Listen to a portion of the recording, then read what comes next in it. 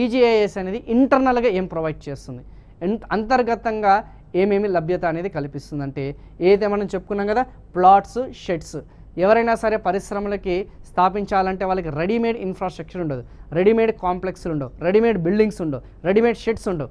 So Telangana ప్రభుత్వం ఏం చేస్తుంది, టీజీఐసీ సహకారంతో అక్కడ వాటన్నిటిని కూడా నిర్మాణం చేస్తుంది.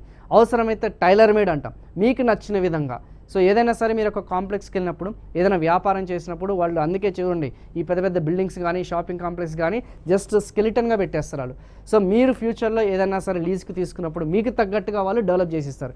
సేమ్ అదేవిధంగా పరిశ్రమలను కూడా ఎవరైనా సరే మన తెలంగాణ రాష్ట్రంలో ఇన్వెస్ట్ చేయాలనుకుంటే వాళ్ళకి తగ్గట్టుగా ఆ యొక్క టైలర్ మేడ్ ఏదైతే మనం చెప్పుకున్న షెడ్స్ కానీ tailor made plug and play model. Plug and play model అంటే ఏంది, ఇప్పుడు సపోజ్ నేను ఏదైనా సొంతంగా ఒక వ్యాపారం చేయాలనుకుంటున్నాను, ఒక యాప్ పెట్టుకోవాలనుకుంటున్నాను అనుకుందాం.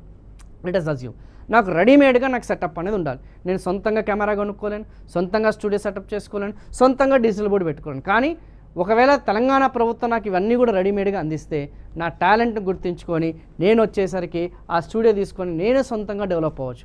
సో నాలాంటి వాళ్ళు ఎవరైతే ఉన్నారో, పారిశ్రామికవేత్తలు ఎవరైతే ఉన్నారో వాళ్ళకి రెడీమేడ్గా ప్లగ్ అండ్ ప్లే అనేది అవసరం ఉంటుంది. సో స్క్రాచ్ నుంచి వాళ్ళు ఆ యొక్క పెట్టుబడి అనేది అంతగా ఆసక్తి చూపించారు, రెడీమేడ్గా ఉండాలి వాళ్ళకి. సో నా దగ్గర పెట్టుబడి అనేది రెడీగా ఉంది, ఒక 20 కోట్లు రెడీగా ఉంది, కానీ నాకు రెడీమేడ్ ఇన్ఫ్రాస్ట్రక్చర్ ఉండాలి.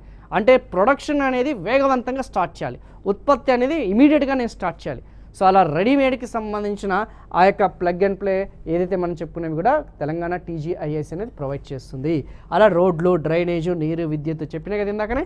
సో క్లియర్గా ఆ పారిశ్రామికవేత్తలకు అనుకూలమైన వాతావరణం అనేది, ఆ హైజీనిక్ ఎకో సిస్టమ్ని వాళ్ళు క్రియేట్ చేస్తారు.